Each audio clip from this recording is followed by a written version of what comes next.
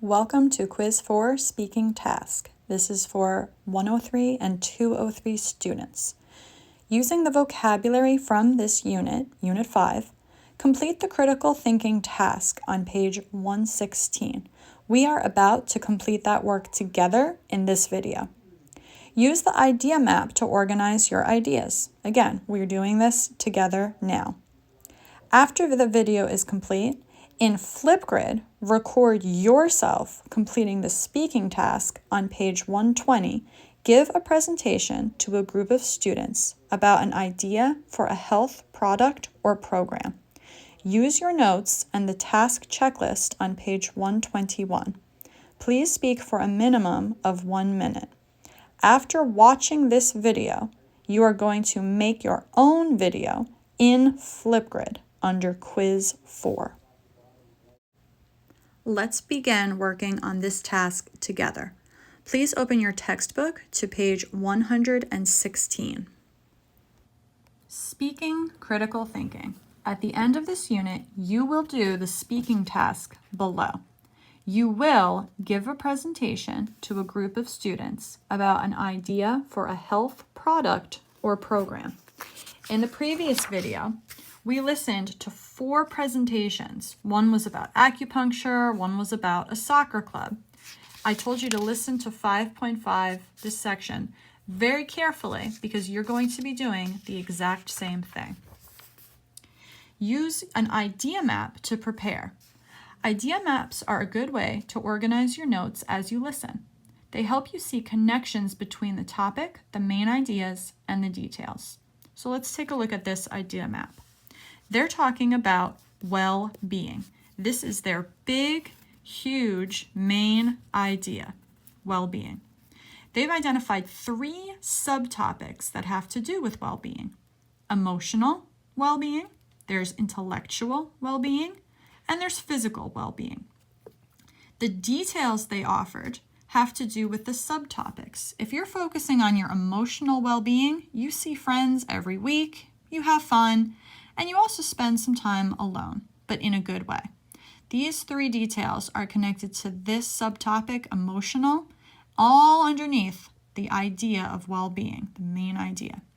There's also intellectual well-being. How do you stimulate your mind? How do you focus on your well-being of your brain? Well, you can read books, do puzzles, or make it a point to learn something new every day. Those are all intellectually stimulating activities. And finally, the last category for well-being is physical. How can you keep track of your physical progress?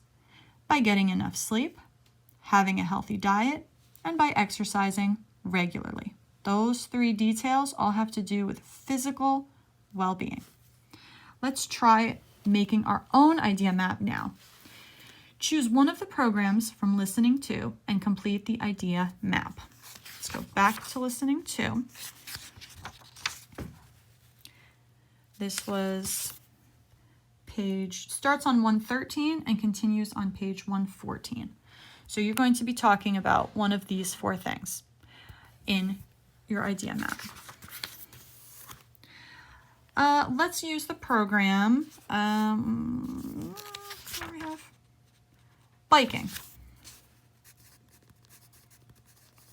Biking is going to be our main idea, and we're going to identify 5 benefits of biking.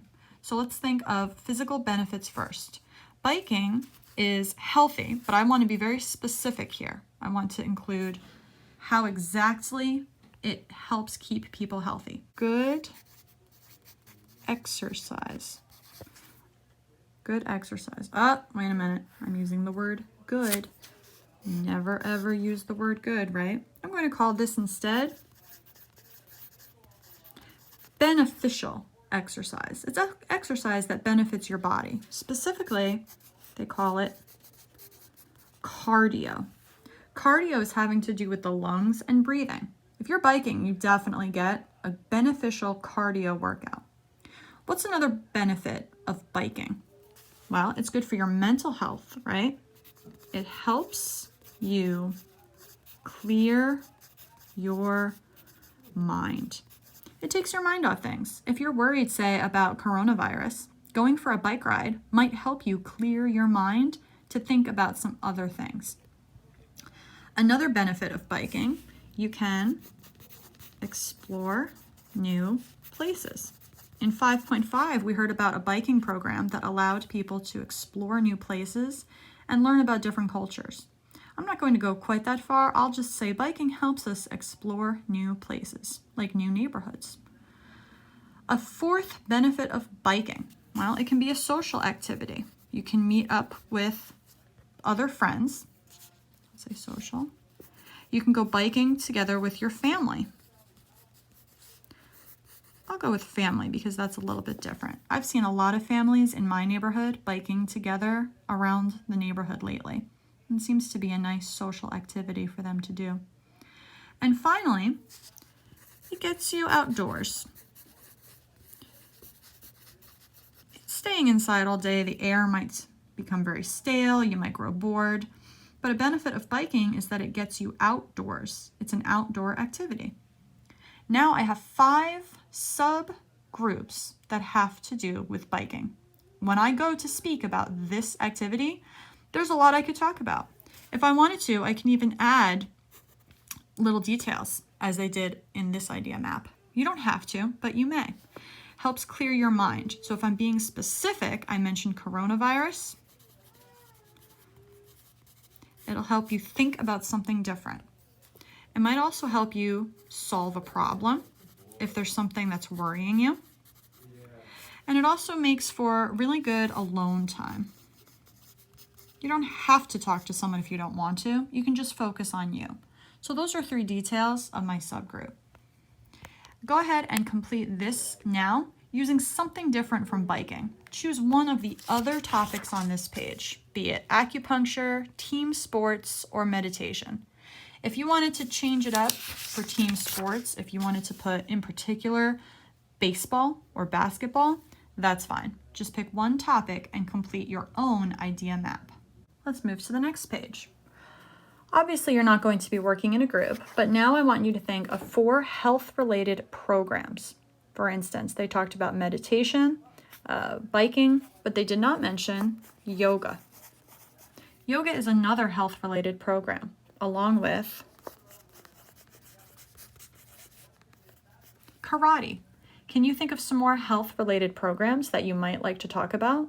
Put your ideas here now. When you're done, move down to number 3 and 4. You're going to examine the programs that you picked up here and choose one to talk about for quiz 4. For example, you might choose to speak about yoga in your quiz 4 presentation. Then you're going to come up with 5 benefits, just like we did over here for biking. Whatever program you pick, it doesn't have to be yoga, it can be something else. Complete this idea map talking about 5 benefits of a health program. After you're done with that, we'll move on to the next page. Preparing for speaking, problem-solving organization. Look at the script for a program presentation below and discuss the questions. The script down below goes like this. Do you feel tired? Are you under a lot of stress? Do you have problems concentrating on your work? If so, it's time to take up meditation, the practice of thinking calm thoughts in order to relax. As we all know, meditation can improve your health and your emotional well-being. It also has mental benefits. It has been shown to improve concentration. This ancient practice is known to increase your energy and lead to a happier life. Whether you are looking for a stress-free life, physical well-being, or self-discovery, Sanji Meditation has it all. Sign up now for a free introductory class starting on January 15th. Number 1, why does the script begin with a rhetorical question? A rhetorical question is a question that an answer is not expected. So when they say, do you feel tired? Are you under a lot of stress? The speaker is not waiting for an answer. They're not waiting for someone to say, yes, I feel tired. A rhetorical question simply asks a question without expecting an answer. You may use these in your writing, especially in your introduction. The purpose is to get the person thinking, hey, maybe I am tired, or maybe I do feel stressed. Why do you think the script begins with a rhetorical question? Perhaps it's to draw in the audience. What do you think? Number 2, what effect do the rhetorical questions have on the listener? Like I said, if you're asking, do you feel tired? The person might think, hey, wait a minute, I do feel tired. So it's making the audience consider things they hadn't previously thought of. Try number 3 on your own. What 3 problems do the questions introduce?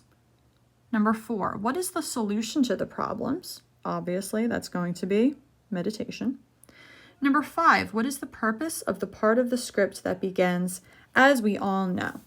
This is a key phrase you might want to use in your presentation for quiz 4. As we all know, meditation can improve your health and your emotional well-being.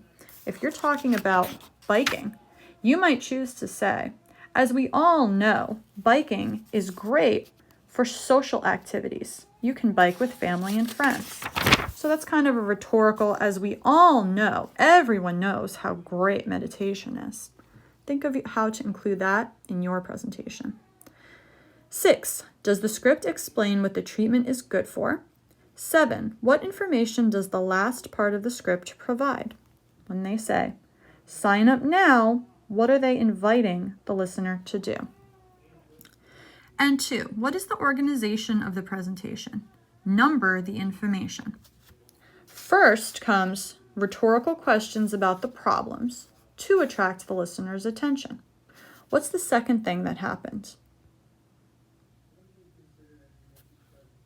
Well, the person seems to give us the answer to the problem. Feeling tired, under stress, lack of concentration. It's time to take up meditation. So number 2 is offering the solution to these problems. Then it goes on to talk about what meditation is, how it benefits you, and giving background information. So that would be 3.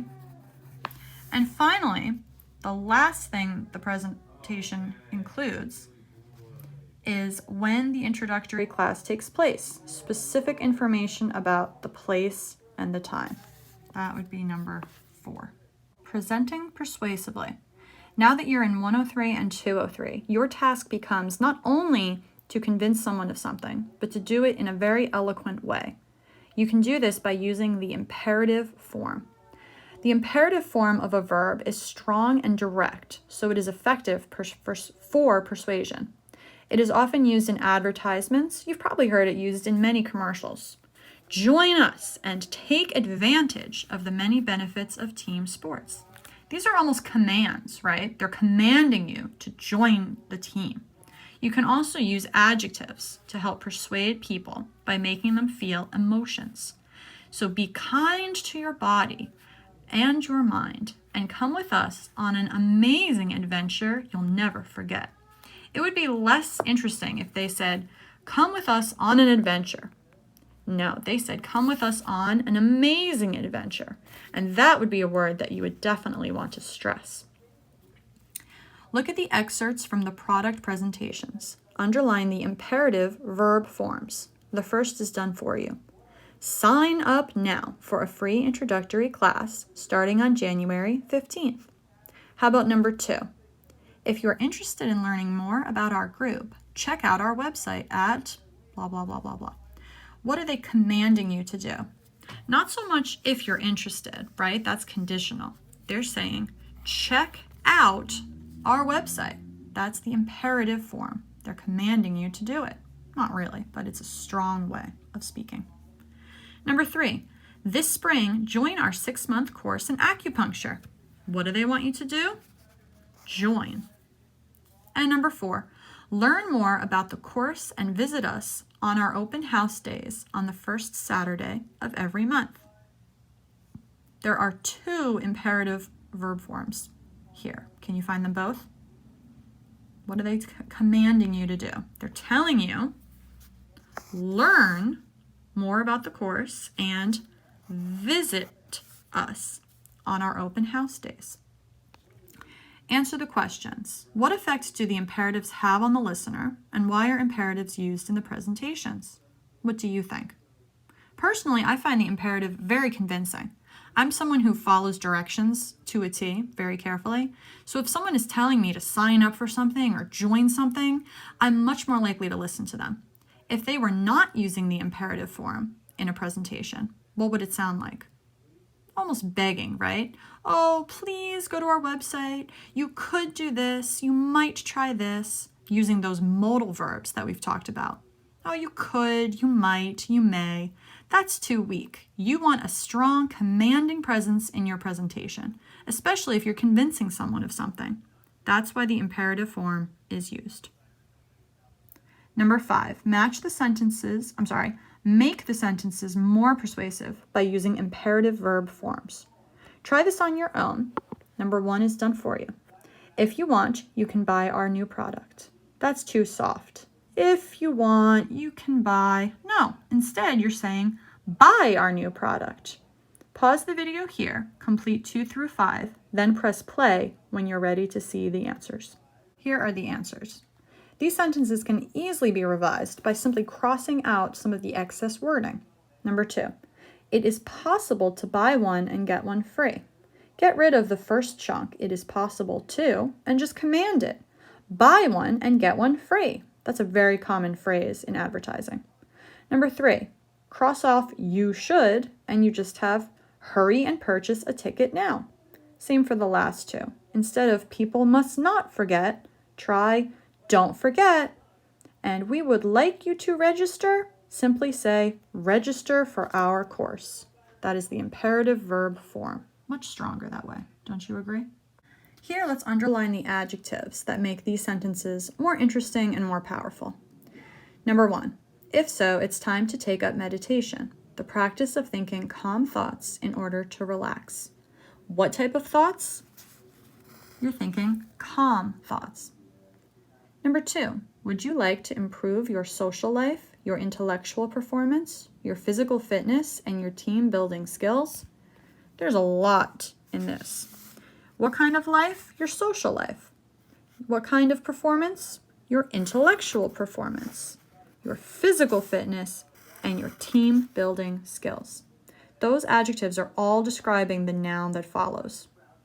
Number 3, not only does this trip provide terrific exercise and a fascinating cultural experience, it's the best way to learn. In fact, fascinating and cultural are both adjectives because we're talking about the noun, the experience. And they're also saying it's the best way to learn. It's a good way, it's a great way, it's the best. Number 4, are you interested in alternative treatments? What type of treatments? Alternative.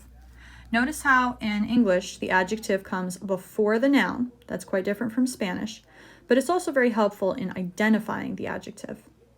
Number 5, have you ever wanted to explore the secrets of traditional Chinese medicine? What are the adjectives in this sentence? Well, we know our noun. Well, we have a couple nouns, but let's focus on medicine. We have traditional medicine, and it's also Chinese medicine. That's the type that it is. And number 6, it's also a great alternative for people who want to lose weight in an easy way. Okay, nice work. Here's where you begin quiz 4 on your own. The speaking task, again, is give a presentation to a group of students about an idea for a health product or program. You've already prepared. Now, look at the idea map you created in exercise 4 in critical thinking. Let's go back 2 pages to exercise 4. You did this on your own. You could have done yoga or you could have done something different, but you identified 5 potential benefits of a program that you wanted to talk about. Review your notes and add any new information. If I were you, I would add details. So off of every benefit, add a little detail. Try to come up with 3.